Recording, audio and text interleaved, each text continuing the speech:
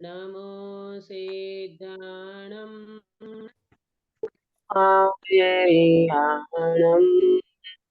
नमो वज्रायाणं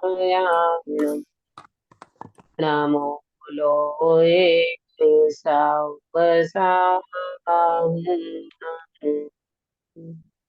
हाँ पंकज भाई मंगलाचरण।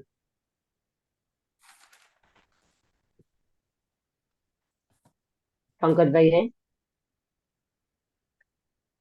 हेलो। हाँ दीदी। हाँ जी हाँ जी। हाँ जय जिनेन्द्र। मंगलमय मंगल करण वीत राग विज्ञान नमो ताहि जाते भये अरहंतादि महान करि मंगल करि हो महाग्रंथ करण को पाय जाते मिले समाज सब पावे निज पदराय मिथ्या भाव अभाव ते जो प्रगटे निज भाव सो जयवंत रहो सदा यही है मोक्ष उपाय। बहुत सुंदर मंगलाचरण किया आपने। सुबह मंगल प्रभात की मंगल बेला में हमारी चर्चा जो चल रही है वो नवीन बंध विचार मोक्ष मार्ग प्रकाशक जी दूसरा अधिकार नवीन बंध विचार पेज नंबर 26। कल जो हमने शुरू चर्चा की थी उसमें नवीन बंध किस तरह से होता है उसको समझाते हुए पंडित साहब ने पहले दृष्टांत दिया सूर्य के प्रकाश का, यानी सूर्य और बादल का दृष्टांत देकर के इस बात को स्पष्ट करते हैं।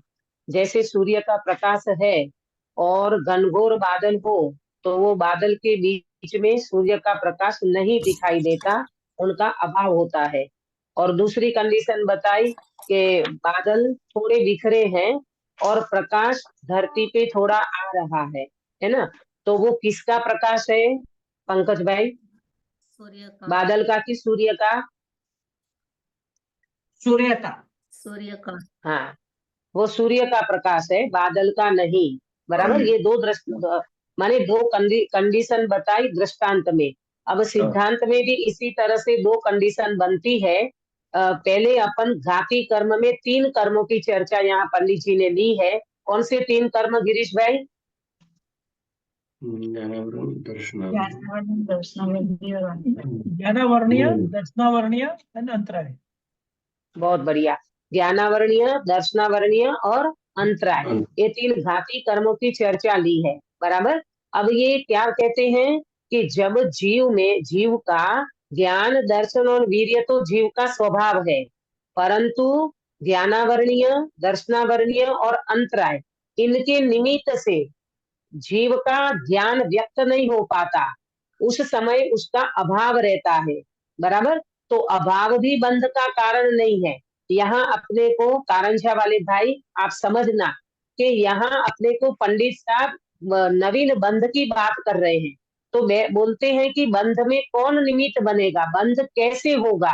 तो बोले घाती कर्म में ज्ञानावर्णीय, दर्शनावर्णीय और अंतराय। बराबर। ये 3 कर्म जो हैं, इन 3 कर्म के निमित्त से अपना ज्ञान स्वभाव व्यक्त नहीं हो पाता। अपना ज्ञान व्यक्त नहीं होता क्योंकि जब आवरण होता है उस समय में उसका अभाव होता है। किसका अभाव होता है? ज्ञान का अभाव होता है, दर्शन का अभाव होता है, वीर्य का अभाव होता है। तो वो भी बंध का कारण नहीं है, माने अभाव भी बंध का कारण नहीं है। एक बात। अब दूसरी कंडीशन बोलते हैं कि जब उन कर्मों का क्षयोपशम होता है, कल मैंने आपको बताई थी 2 स्थिति समझना, एक उदय वाली स्थिति और एक क्षयोपशम वाली स्थिति। उदय वाली स्थिति में ज्ञान का अभाव है तो वो भी बंध का कारण नहीं है, और क्षयोपशम वाली स्थिति में क्या होता है? ज्ञान दर्शन वीर्य प्रकट होता है। तो वो ज्ञान दर्शन वीर्य ये जो प्रकट हुआ तो वो ज्ञान किसका अंश है सुनीता जी? नहीं, ज्ञान अपने स्वभाव का अंश है। हाँ, स्वभाव का अंश है, बहुत बढ़िया। वो ज्ञान स्वभाव का अंश है, वो कर्म जनित नहीं है ना, कर्म जनित, वो औपाधिक भाव नहीं है, वो जीव का स्वभाव है। तो फिर बताओ कि जो जीव का स्वभाव है, जो ज्ञान जीव का स्वभाव हो, वो कभी बंध का कारण हो सकता है अंकित भैया? नहीं हो सकता। नहीं हो सकता। अगर तुम ज्ञान को बंध का कारण कहोगे तो फिर छूटेंगे किससे, है ना? जो ज्ञान को अगर बंध का कारण कहोगे तो छूटेंगे किससे?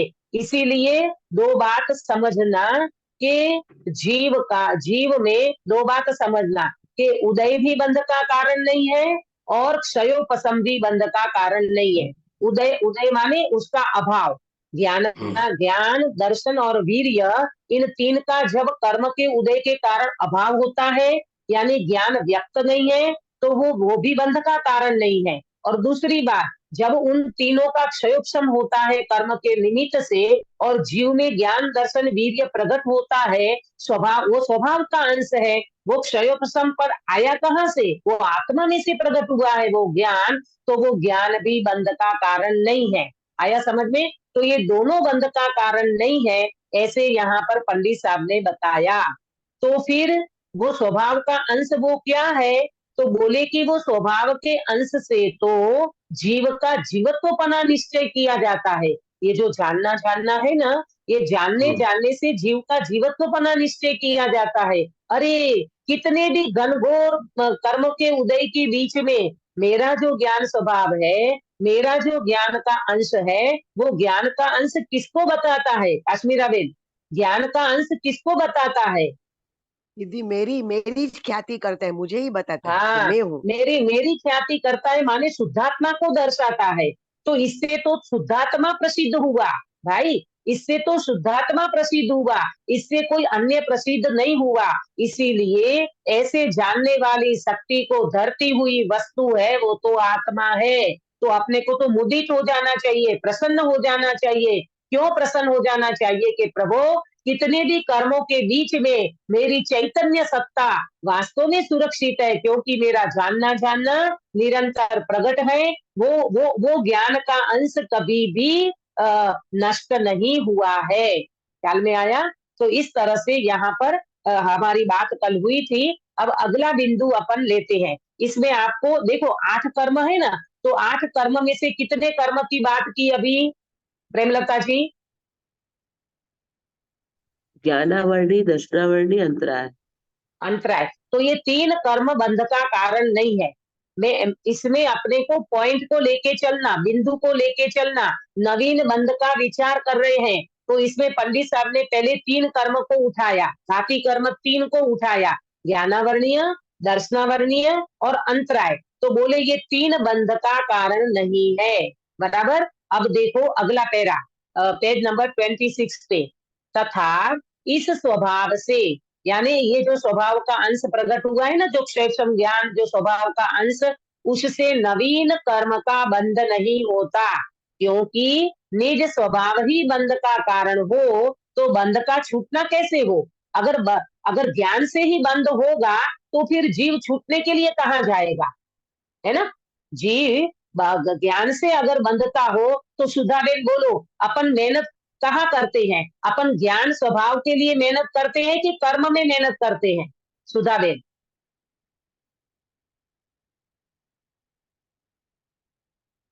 नहीं है सुधाबेन? हाँ, ज्ञान स्वभाव। हाँ, हम ज्ञान स्वभाव के लिए मेहनत करते हैं कि ज्ञान स्वभाव में अपन वेद विज्ञान के अभ्यास से, चिंतन, मनन, निर्णय, इन सब से अपन ज्ञान को पकड़ने का प्रयास करते हैं। जब ज्ञान से ही बंद होगा, तो फिर जीव छूटने के लिए कहाँ जाएगा? है ना? तो जैसे बोलते हैं ना कि बेटी मायके में सुरक्षित रहती है, माता पिता की छाई मिलती है। जब माता पिता ही उनको निकाल दिया, जैसे अंजना को, तो बेचारी बच्ची सुरक्षित कहाँ रहेगी? बताइए। जब माता पिता ने घर से निकाल दिया, तो वो अंजना बिचारी जाए कहाँ? इसी तरह ज्ञान से ही बंद होने लगेगा, तो फिर जीव छूटने के लिए कहाँ जाएगा? है ना? तथा उन कर्मों के उदय से जितने ज्ञान, दर्शन, वीर्य अभाव रूप हैं, उनसे भी बंध नहीं है। क्योंकि स्वयं ही का अभाव होने पर अन्य को कारण कैसे हो? कल हमने दृष्टांत दिया था कि किसी व्यक्ति ने इंडिया में मर्डर किया। अरे वो व्यक्ति इंडिया में है ही नहीं तो मर्डर करने की बात कहाँ से आई, है ना। जो व्यक्ति हाजिर ही नहीं है, जिसका अभाव है, वो व्यक्ति यहाँ पर है ही नहीं, तो उस पे तुम आरोप कैसे दे सकते हो। इसी तरह ज्ञान, दर्शन और वीर्य, उसका कर्म के उदय में उसका अभाव हो रहा है, तो वो अभाव भी बंध का कारण नहीं बनता है। और जो ज्ञान दर्शन प्रकट है वो स्वभाव का अंश है, इसीलिए वो भी बंध का कारण नहीं है। तो कितनी सुंदर बात करी कि इसीलिए ज्ञानावरण, दर्शनावरण और अंतराय के निमित्त से उत्पन्न भाव नवीन कर्म बंध के कारण नहीं है। तो ये ज्ञानावरण, दर्शनावरण और अंतराय के निमित्त से उत्पन्न भाव वो नवीन कर्म बंध के कारण नहीं है। यानी स्वभाव का अंश यानी क्षयोक्षम ज्ञान, वो भी बंध का कारण नहीं है। और कर्म के उदय में जब उसका अभाव चल रहा है, यानी जब ज्ञान का अभाव है, तो वो भी बंध का कारण नहीं है। तो कितने कर्म की बात हो गई गिरीश भाई? कर्म, ज्ञानावरण, दर्शनावरण और अंतराय, तीन कर्म के। अंतराय, ये 3 कर्म की बात हो गई। अब एक घाती कर्म बचा। कौन सा बचा बीनाबेन? घाती कर्म कौन सा बचा? मोहनीय हाँ, बहुत बढ़िया, मोहनीय कर्म बचा। अब मोहनीय कर्म की बात करेंगे, ध्यान से देखो। आप एकाग्रता रखोगे, शास्त्र सामने रखोगे, नोटबुक और आपकी पेन वो बिल्कुल साथ में रखना, तो आप नोट करते जाओगे तो आपको बराबर ये बात क्लियर होगी। अब देखो, मोहनीय कर्म की बात करेंगे। 3 कर्म बंध का कारण नहीं है, ये बात पंडित जी ने कर दी। अब कहते हैं मोहनीय कर्म में क्या होता है। तथा मोहनीय कर्म के द्वारा जीव को अयथार्थ श्रद्धान रूप तो मिथ्यात्व भाव होता है। ये कौन से मोहनीय की बात है? ये कौन से, कश्मीरा बेन, ये कौन से मोहनीय की दर्शन। बात है? दीदी दर्शन हाँ, मोहनीय। बहुत बढ़िया, ये दर्शन मोहनीय की बात है। दर्शन मोहनीय कर्म के उदय में जीव को अयथार्थ श्रद्धान होता है, यानी विपरीत श्रद्धान होता है, मिसअंडरस्टैंडिंग हो जाती है। शरीर और आत्मा को जीव एक मानने लगा, इसको कहते हैं अयथार्थ श्रद्धान। आया समझ में सभी को? तो ये दर्शन मोह की बात है। अब चारित्र की बात करेंगे, चारित्र मोह। तथा क्रोध, मान, माया, लोभादि कषाय होते हैं, वे यद्यपि जीव के अस्तित्वमय हैं। लो, ये मोक्ष मार्ग प्रकाशक जी शास्त्र में ये जीव के अस्तित्व में बताते हैं। और वैसे देखा जाए तो समय सारणी में रागादि को क्या कहा? रागादि को किसका कहा? जड़ कहा, जड़ कहा रागादि। पुद्गल का कहा, पुद्गल का। रागादि भाव तो पुद्गल के हैं, क्योंकि समय सार अध्यात्म शास्त्र है ना। समय सार जी में अध्यात्म शास्त्र के का मतलब वहां जीव को अपने स्वभाव की दृष्टि कराना है। तब तो ये कह देंगे कि अरे वो तो पुद्गल के हैं भाई, तेरा बिल्कुल नहीं है, तेरे अस्तित्व में नहीं है, वो तो तेरी जाति नहीं है, ऐसा कहेंगे। लेकिन यहाँ पर तो जीव की सिद्धि कराना है ना।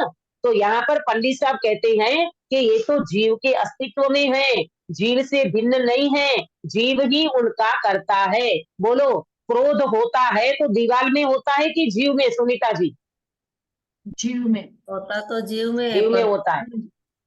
हाँ, जीव की पर्याय में। पर्याय में होता है। हाँ, जीव की पर्याय में, पर जीव की पर्याय जीव से भिन्न है ना। जीव से, हाँ, जीव की जीव की पर्याय जीव से भिन्न तो नहीं है ना। वो तो जब अपन दृष्टि के विषय की बात करेंगे ना, तब उनको बिल्कुल अपन अलग कर देंगे। लेकिन यहाँ अभी पदार्थ की सिद्धि कर रहे हैं, अभी अपने को बता रहे हैं पंडित साहब के देखो ये आकुलता हो रही है, राग द्वेष हो रहे हैं, वो कोई जीव से अलग नहीं हो रही है, तुम्हें तुम्हारे अंदर जब अपने को शरीर में पीड़ा होती है ना, सिर दुखता है ना, पेट दुखता है, तो वो शरीर में शरीर का ही अंश है ना पेट और सिर, जो भी कुछ है, तो अपन उनको शरीर से अलग कहते हैं क्या? नहीं, मेरा पेट दुखता है, मुझे सिर दुखता है, ऐसा ही कहते हैं। इसी तरह रागादि भाव ये वास्तव में जीव में हो रहे हैं, जीव ही उसका करता है, जीव के परिणमन का ही वो कार्य है। तथापि उनका होना, अब देखो, अब ध्यान से सुनना, ऐसे पंडित जी सारी चीजें क्लियर करेंगे। ऐसा नहीं कि जीव का कह करके उसको बिल्कुल ये कह देंगे कि वो जीव में होता है, अब तुम जानो तुम्हें क्या करना है। नहीं नहीं, तथापि उनका होना मोह कर्म के निमित्त से ही है। वाह, गजब गजब, मोह कर्म के निमित्त से ही है। अगर मोह कर्म का उदय नहीं होता तो जीव को राग बिल्कुल नहीं होता। ख्याल में आया? तो वहां कर्म का निमित्त बताया कि मोह कर्म के निमित्त बिना कोई भी जीव राग द्वेष नहीं कर सकता। बताओ, अगर मोह कर्म के उदय बिना राग होता तो पंकज भाई वो क्या हो जाता? तो क्या दिक्कत खड़ी होती, क्या समस्या खड़ी होती? कर्म के उदय बिना अगर जीव राग करे तो क्या समस्या होती? जीव का स्वभाव हो जाता है। वाह, बहुत बढ़िया ये। हाँ, बहुत बढ़िया, बहुत सुंदर। ये स्वाध्याय का फल है पंकज भाई। ये नित्य स्वाध्याय करते हो, स्वाध्याय में ज्वाइंट होते हो ना, इसका फल है। जीव को तुरंत अंदर से महसूस होना चाहिए, अरे रे प्रभु, अगर कर्म के उदय बिना कोई जीव राग द्वेष करे तो वो तो जीव का स्वभाव हो जाएगा। तो राग आदि जीव का स्वभाव है बिना बेन के वितराग का स्वभाव है? वितराग का स्वभाव है। वितराग का स्वभाव है, राग कोई जीव का स्वभाव नहीं है, वो तो टेम्पररी है ना। जैसे शरीर में फीवर आता है तो वो हमारे शरीर का, हमारे बॉडी का वो नेचुरल टेम्परेचर है कि वो विकृति है? विकृति है, विकार है, वो विकृति है। अभी बहुत वायरल चल रहा है ना, सभी को फीवर, खांसी, ये सब कफ हो रहा है, सबको बहुत हो रहा है सबको। तो ये सब क्या है? ये बॉडी का विकार है प्रभु। ये फीवर आना ये बॉडी का विकार है, ये कोई उसका नेचुरल टेम्परेचर नहीं है। इसी तरह रागादि का होना ये जीव का टेम्पररी स्वभाव है, वो विभाव भाव है, वो जीव का त्रिकाल स्वभाव नहीं है। लेकिन होता कैसे है? मोह कर्म के निमित्त से ही होता है। अगर कर्म का निमित्त वहां नहीं होता तो जीव कभी भी राग नहीं करता। बराबर? कर्म निमित्त दूर होने पर उनका अभाव ही होता है। किसका अभाव होता है सुधाबेन? मोह राग द्वेष का। हाँ, बहुत बढ़िया। राग का अभाव होता है, कषाय का अभाव होता है, इसलिए वे जीव के निज स्वभाव नहीं औपाधिक भाव है तथा उन भावों द्वारा नवीन बंध होता है, इसलिए मोह के उदय से उत्पन्न भाव बंध के कारण है।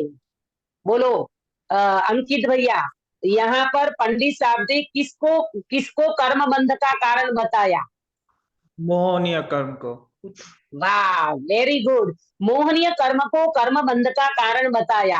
घाती कर्म 4, उनमें 3 को तो रिजेक्ट कर दिया। किस 3 को रिजेक्ट किया अक्षा बेटा? ज्ञानावरणीय, दर्शनावरणीय, अंतराय। बहुत बढ़िया, मुझे खुशी होती है कि आप लोग ऐसे जवाब देते हो जैसे बिल्कुल एकदम जैसे पढ़ करके बैठे हो। ज्ञानावरणीय, दर्शनावरणीय और अंतराय, ये तीनों कर्मों को रिजेक्ट कर दिया, मतलब ये तीनों से नवीन बंध नहीं होता। तो फिर नवीन बंध कौन से कर्म से होता है? तो बोले मोहनीय कर्म। उस मोहनीय कर्म ने दो भाग करना, एक दर्शन मोह और एक चारित्र मोह। दर्शन मोह में अयथार्थ श्रद्धा, विपरीत श्रद्धा, और चारित्र मोह में राग द्वेष कषाय के परिणाम। तो वास्तव में देखा जाए तो ये मोह ही वास्तव में नवीन बंध का कारण है। मोह के उदय से उत्पन्न होने वाले जो भाव हैं वो नवीन बंध के कारण है। बराबर? ये अब कितने कर्म की बात हो गई पंकज भाई? चार कर्म की बात हो गई है ना। ज्ञानावरणीय, दर्शनावरणीय, अंतराय और मोहनीय, ये 4 घाती कर्म की बात हो गई। अब चलते हैं अघाती की ओर। बराबर? ध्यान से सुनना, देखो कितना बढ़िया लिखा है। तथा अघाती कर्मों के उदय से बाह्य सामग्री मिलती है। बोलो, ये लाड़ी वाड़ी गाड़ी, ये तुम्हारा घर में दुनिया भर का फर्नीचर है, ये कौन से कर्म के उदय से मिला है गिरीश भाई? अघाती कर्म। हाँ, अघाती में कौन सा? अघाती तो 4 है। नाम कर्म, वेदनीय कर्म। शाखा वेदनीय से सामग्री मिलती है, ये बिल्कुल ध्यान रखना। शाखा वेदनीय से लाड़ी वाड़ी गाड़ी पैसा ये सब शाखा वेदनीय से मिलता है। तो अघाती कर्म तो नवीन बंध का कारण ही नहीं बना। अघाती कर्म में से तो सामग्री मिलती है अघाती कर्म के उदय से, तो इसीलिए वो बंध का कारण नहीं है, वेदनीय कर्म बंध का कारण नहीं है। आगे उसमें शरीर आदि तो जीव के प्रदेशों से एक क्षेत्रावगाही होकर एक बंधान रूप होते हैं। ये जो शरीर है ना, शरीर, ये शरीर आत्मा के साथ कैसा है? एक क्षेत्रावगा। शरीर और आत्मा दोनों एक क्षेत्र में रहते हैं। और धन कुटुंब आदि आत्मा से भिन्न रूप है। ये जो अपने परिवार है, पैसा है, मिल्कत है, ये सब अपनी आत्मा से भिन्न है, तो वो भी बंध का कारण नहीं है, क्योंकि पर द्रव्य बंध का कारण नहीं होता। तो फिर बंध का कारण कौन कौन होता? तो सुनीता जी, पर द्रव्य बंध का कारण नहीं है, तो फिर बंध का कारण कौन है? अपना स्वद्रव्य ही है, क्योंकि हम उसमें जुड़ते हैं ना। स्वद्रव्य नहीं बोलो, पर द्रव्य में जुड़ान करना, पर द्रव्य में एकत्व करना, पर द्रव्य में ममत्व करना, ये बंध का कारण है। स्वभाव नहीं बोलना। पर द्रव्य में एकत्व ममत्व करना, ये बंध का कारण है, पर द्रव्य बंध का कारण नहीं है। बराबर? हाँ, कारंजा वाले भाई, मुझे नाम भूल जाती हूँ मैं, पुष्कर हाँ। क्या नाम है भाई का? कुलभूषण जी, कुलभूषण। कुलभूषण भाई, हाँ सॉरी। हाँ कुलभूषण तो- भाई, आप मुझे बताना, आप जिस मकान में बैठे हो, वो मकान आपका बंध का कारण है कि मकान के प्रति मोह बंध का कारण है? मकान के प्रति मोह बंध का कारण है। हाँ, अभी ये मकान की आप रजिस्ट्री कर दो, बेच दो ना, तो आपको जरा सा भी अंदर में कोई प्रॉब्लम नहीं होगा। फिर उस मकान में आग लग जाए, उस मकान का कुछ भी हो जाए, तो अपने को कुछ नहीं होता। इसका मतलब मकान बंध का कारण नहीं है, धन माल मिलकत बंध का कारण नहीं है, स्त्री पुत्र परिवार बंध का कारण नहीं है, परंतु उनके प्रति जो मोह है वो बंध का कारण है। इसीलिए चारों अघाती कर्म बंध का कारण नहीं है। ये नक्की हो गया? ये नक्की हो गया ना, चारों अघाती कर्म बंध का कारण नहीं है। देखो लाइन लिखी है लास्ट में, उनमें आत्मा को ममत्व आदि रूप मिथ्यात्व आदि भाव होते हैं, वही बंध का कारण जानना। बराबर? तो फिर 8 कर्म में से कौन सा कर्म बंध का कारण निकला अक्सा बेटा? मोहनीय कर्म।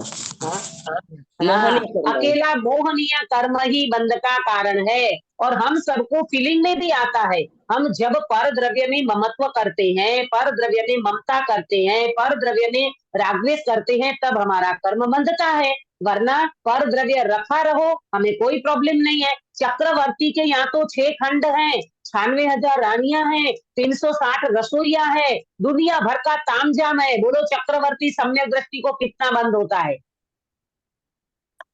प्रेमलता जी,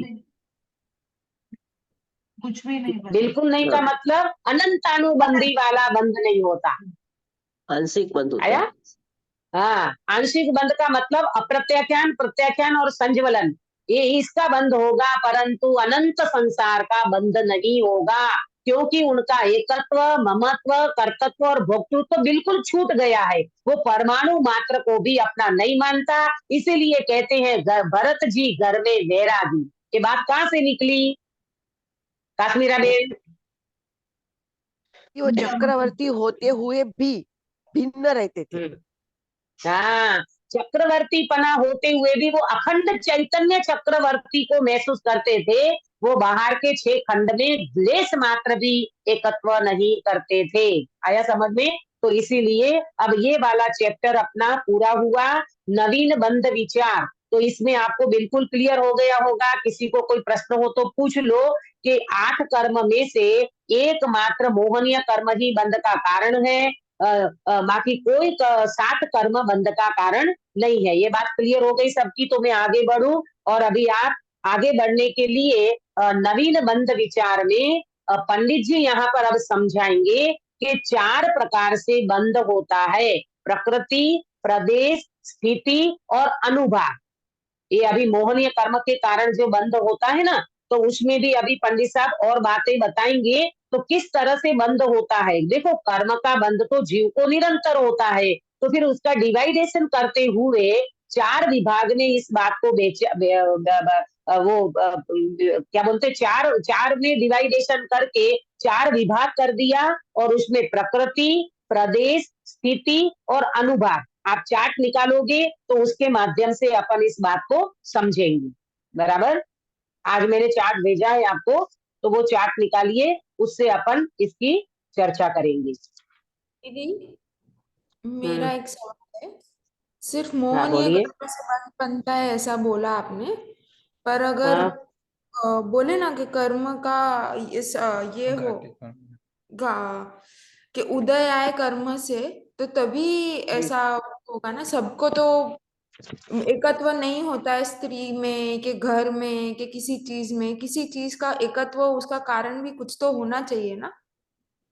मोह हाँ मोह हाँ बेटा, ये हाँ नहीं टच। नहीं ऐसा है। देखो सुनो, निमित्त रूप से तो कुछ ना कुछ होगा। वो नो कर्म, उसको नो कर्म कहते हैं। जैसे एक घड़ी है, तो घड़ी के प्रति मुझे राग हुआ, तो उस समय घड़ी निमित्त बनेगी, और मेरा जो राग का परिणाम है वो मेरे मोहनीय कर्म के उदय से हो रहा है। तो घड़ी निमित्त है, और अंदर में उत्पन्न होने वाला राग। तो ऐसे तो बहुत सारे पदार्थ मिलेंगे, जिस जिस पदार्थ में हमें राग होता है वो पदार्थ वहां निमित्त होता है, और पदार्थ के प्रति हमारा जो अट्रैक्शन है वो मोह कर्म के कारण है। ऐसा समझ में आया? हाँ, यही प्रश्न था ना आपका? પ્રશ્ન એટલે ઈકો હોય કે क्वेश्चन ये है कि जरूरी नहीं ना मड़ी के अलग अलग अलग अलग होती है ना कोई चीज जे प्रति जो एकत्व।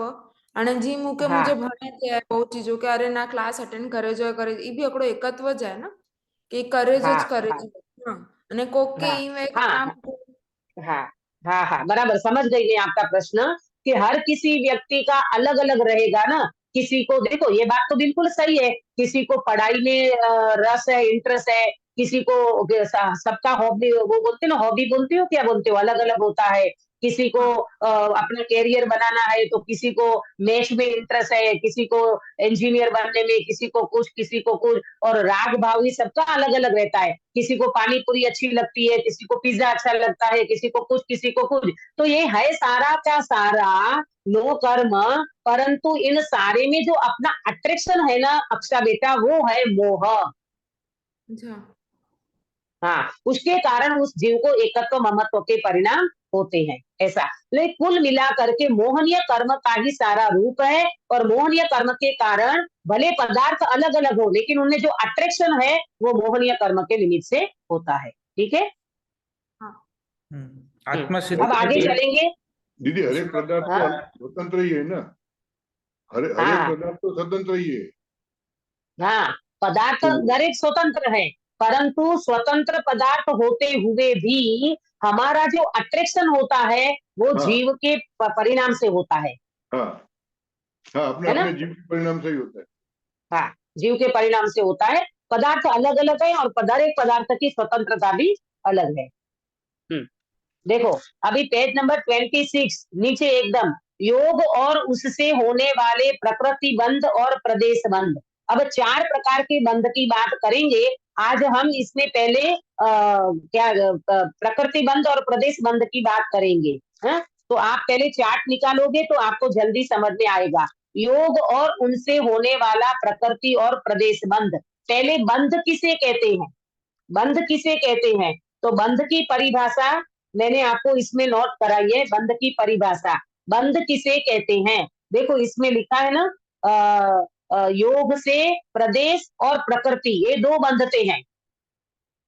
ध्यान से सुनना, योग से क्या 2 बंध होता है? प्रदेश बंध होता है और प्रकृति बंध होता है, वो योग से होता है। तो पहले समझना होगा कि बंध किसे कहते हैं। कर्म परमाणुओं का आत्मा के साथ चिपकना, उसे बंध कहते हैं। ये जो कर्म परमाणु है ना अपने विश्व में, कितने हैं कर्म? अनंत कर्म है। ये तो अपन 8 और 148 तो बहुत शॉर्ट में लेते हैं, परंतु कर्म तो अनंत प्रकार के। अपने कृपाणु देव के उसमें आता है ना, कर्म अनंत प्रकार ना ते मुखे ते मुखे मोहनी हणायते कहूँ पाठ। कर्म अनंत प्रकार ना, मैंने कर्म अनंत प्रकार के हैं। तो वो जो कर्म परमाणु है वो आत्मा के साथ जब चिपकते हैं तो उसको बंध कहते हैं। बराबर, ये बात समझ में आई? अब दूसरी बात देखो, इसमें चार्ट में देखना, चारों बंध एक समय में होता है। 4 बंध कौन से गिरीश भाई?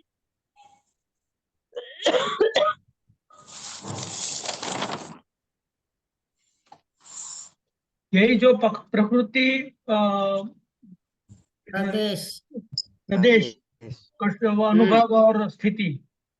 हाँ, ये आपको मैं इसीलिए बुलवाती हूँ कि आपको बोलने की आदत पड़े। आपको ये सारे नाम है ना, कभी आपने नाम सुने भी नहीं होंगे, तो आपके मुख से जिनवाणी भी प्रस्तुत हो और आपको ये याद भी रह जाएगा। प्रकृति बंध, प्रदेश बंध, स्थिति बंध और अनुभाग बंध, ये चारों प्रकार के बंध एक समय में होता है। और चारों बंध में कौन निमित्त बनता है सुनीता जी? वो जरा बाहर गई है। हाँ, कर्म बाहर गए। कर्म से चारों बंध बंध में जीव के नहीं, जीव परिणाम। के जीव परिणाम, जीव जीव के के परिणाम। परिणाम निमित्त बनते हैं और मोह रागादि का निमित्त पाकर ये चारों बंध होते हैं। आया समझ में सभी को? चार प्रकार के बंध होते हैं। बंध की परिभाषा भी बताई कि कर्म परमाणु आत्मा के साथ चिपकते हैं, उसे बंध कहते हैं। चारों बंध एक समय में होते हैं। चारों बंध जीव के परिणाम के निमित्त से होते हैं और मोह रागादि निमित्त को पाकर के चार बंध होते हैं। बराबर, इतनी बात समझ में आई। अब देखो शास्त्र में पढ़े, तथा इतना जानना कि नाम कर्म के उदय से शरीर वचन और मन उत्पन्न होते हैं। नाम कर्म के उदय से शरीर वचन और मन उत्पन्न होते हैं। तो ये शरीर वचन और मन क्या है काश्मीरा बेन? शरीर वचन मन को क्या कहेंगे? नो कर्म। नो कर्म हमने जड़ कर्म ही कहेंगे ने। हाँ, लेकिन अपन इसकी भाषा में, आगम की भाषा में क्या कहेंगे? ये हेडिंग लिखा है ना, योग, और इसको योग कहेंगे। क्या कहेंगे? अच्छा, योग कहेंगे। योग। हाँ, इसको योग कहेंगे। बराबर, योग है मन वचन और काया। देखो जनरली अपन बात करते हैं ना तो मन वचन काया बोलते हैं, लेकिन पंडित साहब ने यहाँ इसका चेंज कर दिया। पंडित साहब ने इसका सीक्वेंस चेंज कर दिया। तो क्या लिखा पंडित साहब ने? अपने मन वचन काया। तो पंडित साहब ने क्या कर दिया? शरीर वचन और मन। पहले शरीर किया, शरीर हाँ, फिर मन और वचन। पहले शरीर को रखा, फिर वचन को रखा और फिर मन को रखा। ऐसा क्यों? कोई बता सकता है सभा में से? नाम कर्म के उदय से वो शरीर मिलता है ना। नहीं नहीं नहीं, शरीर नहीं। पहले देखो मन। आप चार्ट में, हाँ सुनो, आप चार्ट में देखो, मैंने जो चार्ट भेजा है उससे आपको समझ में हाँ, आएगा एकेंद्रिय, शरीर के नीचे क्योंकि क्या लिखा है। एक इंद्रिय मैंने इंद्रिय कितनी हाँ, इंद्रिय मिलती है? सभी जीव होता ही है, शरीर के मतलब नीचे एक इंद्रिय लिखा है। हाँ, नीचे सुनो पहले सुनो, मैं शरीर। बताती हूँ कि शरीर पहले क्यों रखा, वचन बाद में क्यों रखा और मन बाद में क्यों रखा। तो शरीर जो है ना, वो एकेंद्रीय जीव को, सभी जीवों को अलग अलग चीज मिलती है ना, तो शरीर एकेंद्रीय जीव। अब निगोद का जीव है, उसको कितनी इंद्रियां हैं? एक ही इंद्रिय, स्पर्श एक। इंद्रिय। मात्र एक स्पर्शेंद्रिय है, तो मात्र शरीर है। बराबर, फिर विकलेंद्रिय और असंगी पंचेंद्रिय, उनको शरीर भी है और वचन भी है। बराबर, तो उनको दूसरे नंबर पे रखा। और तीसरे नंबर में मन किसको मिला है? संगी पंचेंद्रिय। पंचेंद्रिय संगनी संगनी पंचेंद्रिय को, संगनी। संगनी पंचेंद्रिय को। तो शरीर भी है, वचन भी है और मन भी है। तो इसलिए पंडित साहब ने शरीर वचन और मन इस तरह से उत्पन्न होते हैं, तो इनको योग को इस तरह से डिवाइडेशन किया है।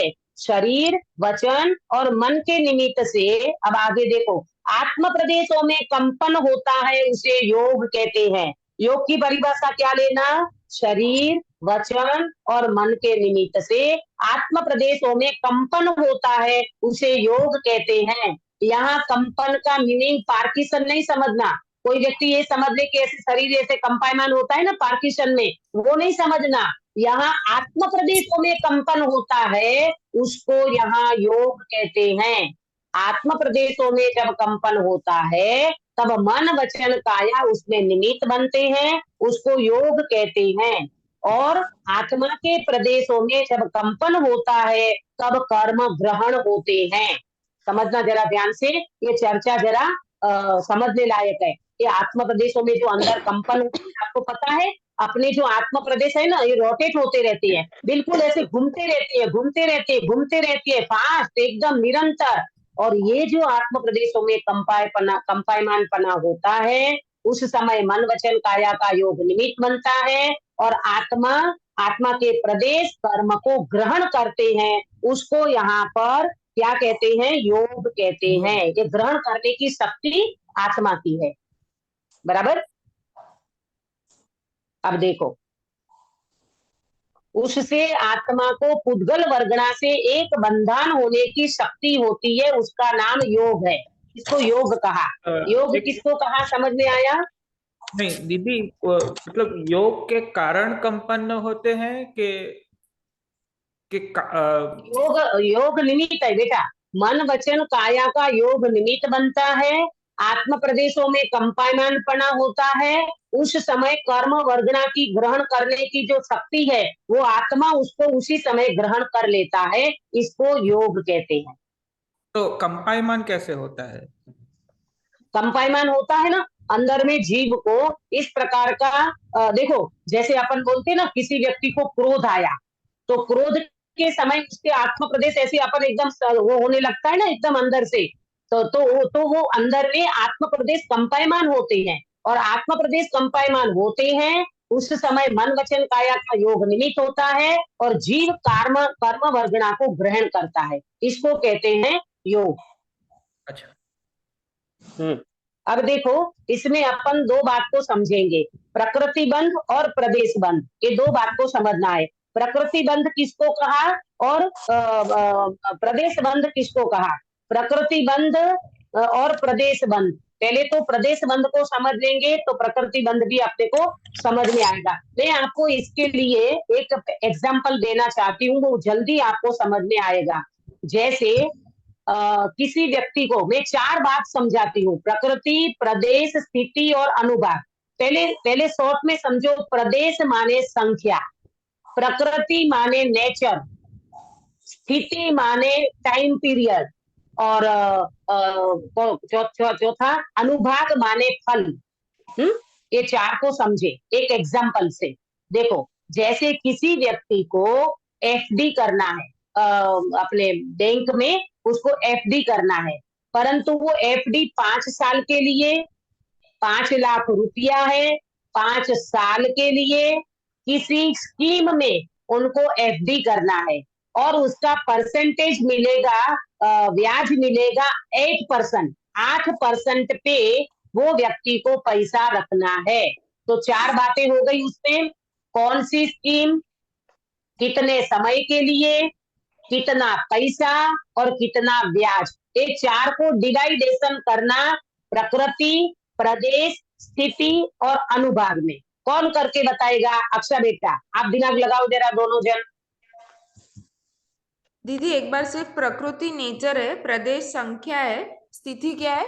स्थिति टाइम पीरियड।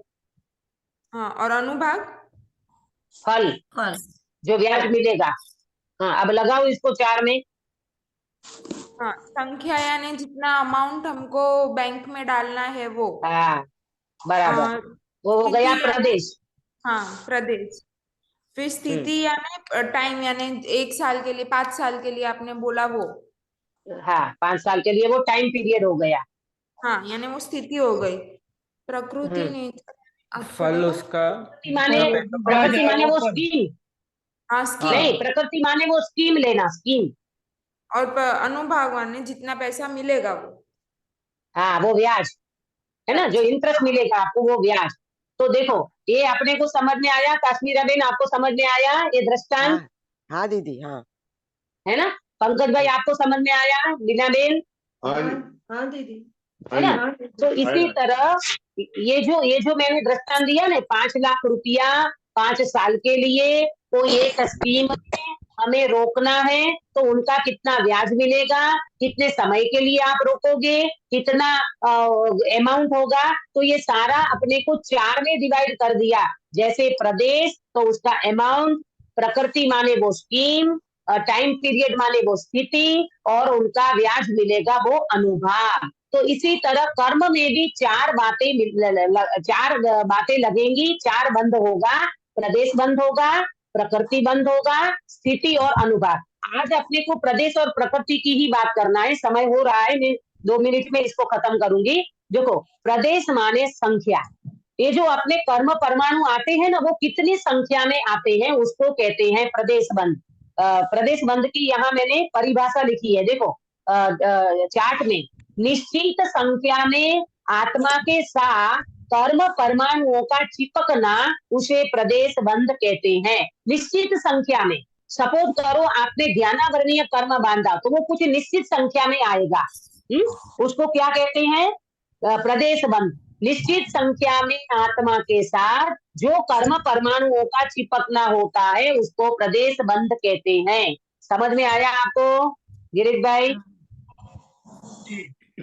हाँ दीदी। हाँ बराबर, ये प्रदेश बंद हो गया। अब देखो प्रकृति बंध, ये प्रदेश बंद हो गया। अब प्रकृति बंध, प्रकृति बंध में स्वभाव नेचर उसके अनुसार 8 कर्मों में बंटवारा हो जाता है, उसको प्रकृति बंध कहते हैं। जैसे किसी व्यक्ति ने कोई एक कर्म बांधा तो वो एक कर्म मोहनीय कर्म बांधा तो मोहनीय कर्म में उसका हिस्सा जाएगा, उसके साथ बाकी के कर्मों में ज्ञानावर्णीय में कुछ हिस्सा चला जाएगा, कुछ दर्शनावर्णीय में, कुछ अंतराय में, कुछ उसमें, माने 7 कर्मों में डिवाइडेशन हो जाता है, बंटवारा हो जाता है, उसको कहते हैं प्रकृति बंध। बराबर, इसमें आगे दृष्टांत आएगा, ये शास्त्र में आगे आएगा।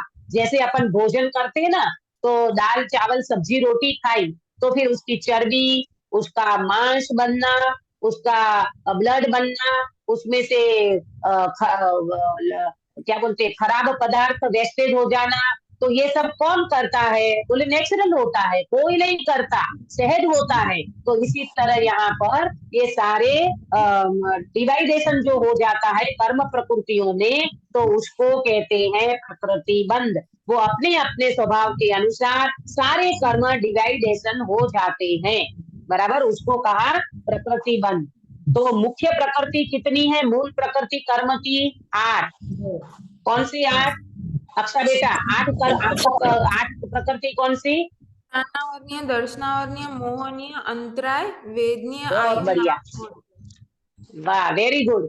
ज्ञानावर्णीय, दर्शनावर्णीय, मोहनीय, अंतराय ये घाती हो गए, और अघाती में वेदनीय, आयु, नाम और गोत्र। इसकी उत्तर प्रकृति कितनी है? इसकी उत्तर प्रकृति कितनी है प्रेमलता जी? 148। हाँ 148, 148 बराबर। इसमें से घाती कर्म की कितनी प्रकृति है और अघाती की यहाँ पर मैंने आपको बताया है। ज्ञानावर्णीय की 5, दर्शनावर्णीय की 9, मोहनीय की 28 और अंतराय की 5। ये है घाती कर्म की प्रकृतियां। और अघाती की वेदनीय की 2, आयु की 4, नाम की 93, गोत्र की 2, कुल मिलाकर के 148 प्रकृति है। तो ये सारी प्रकृतियों में डिवाइडेशन अपने आप हो जाता है, इसको कहते हैं प्रकृति बंध। बराबर। फिर घाती प्रकृति कितनी है? 47 और अघाती है 101। ये भी मैंने यहाँ पर आपको बता दिया है। अब एक खास बात इसमें पढ़ना है अपने को 1 मिनट में, कि यहाँ जो लिखा ना कि योग के कारण अनंत परमाणुओं को ग्रहण करते हैं, यहाँ अल्प योग हो तो थोड़ा परमाणु ग्रहण होता है, बहुत योग हो तो बहुत परमाणु ग्रहण होता है। 27 पेज नंबर में पढ़ रही हूँ ऊपर से। तथा एक समय में जो पुद्गल परमाणु ग्रहण करे उनमें ज्ञानावरणादि मूल प्रकृतियां और उनकी उत्तर प्रकृतियां, मूल प्रकृति 8, उत्तर प्रकृति 148, जैसे सिद्धांत में कहा वैसे बंटवारा हो जाता है। इसको यहाँ प्रदेश बंध, प्रकृति बंध कहते हैं। और उस बंटवारे के अनुसार परमाणु उन प्रकृति रूप स्वयं ही परिणमित होते हैं। ये मैंने आपको 2 समझा दिया, प्रदेश बंध और प्रकृति बंध। अब देखो विशेष इतना है कि योग 2 प्रकार का है, शुभ और अशुभ। वहां धर्म के अंगों में मन वचन काय की प्रवृत्ति होने पर शुभ योग होता है और अधर्म के अंग में अशुभ योग होता है। तो शुभ और अशुभ ये 2 योग बताया है ना। पहले योग 3 बताया था। कौन से 3 योग बताया था अंकित भैया? मन वचन काय। हाँ, मन वचन काया। और यहाँ पर 2 योग बता रहे हैं। कौन से 2 योग बता रहे हैं पंकज भाई? शुभ और अशुभ। शुभ और अशुभ। हाँ, शुभ और अशुभ।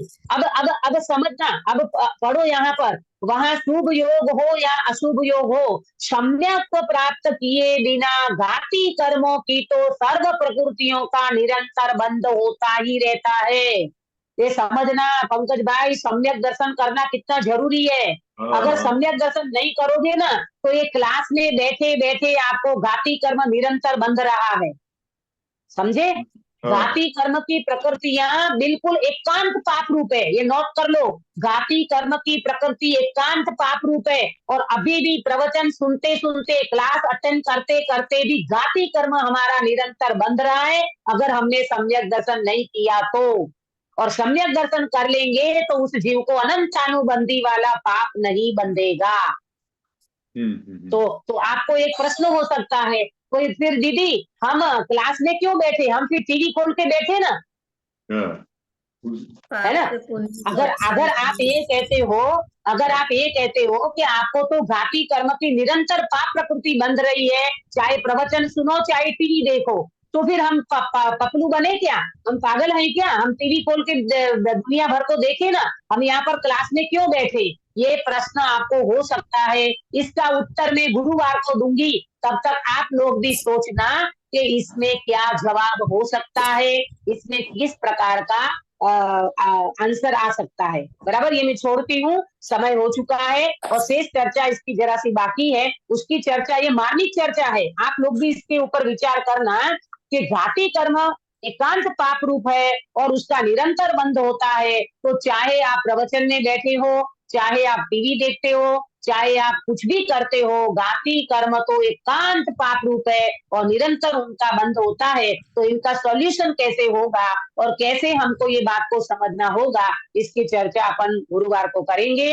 और ये चर्चाओं सुन करके आप ऐसा मत समझना कि हम तो क्लास छोड़ के टीवी में जो देखने बैठ जाएंगे, नहीं नहीं, आचार्य देव कहीं भी अपने को छूट नहीं देने वाले हैं। इसका आंसर अपन जब गुरुवार को समझेंगे, आपको ये लगेगा, अरे प्रभु, ये एकांत पाप भले घाती कर्म हो, लेकिन उसके साथ साथ हमको दूसरा भी प्रॉफिट मिल रहा है, उसको समझ करके और घाती कर्म का निवारण करने के लिए भी आचार्य देव ने, पंडित साहब ने जो उपाय बताया है, उसकी चर्चा अपन गुरुवार को करेंगे। हम सब इन कर्मों की चर्चाओं को सुन करके अपने निष्कर्म स्वभावी भगवान आत्मा की दृष्टि करना, यही हमारा अकेला उद्देश्य है, लक्ष्य है, और उनको ही लक्ष्यगत करना।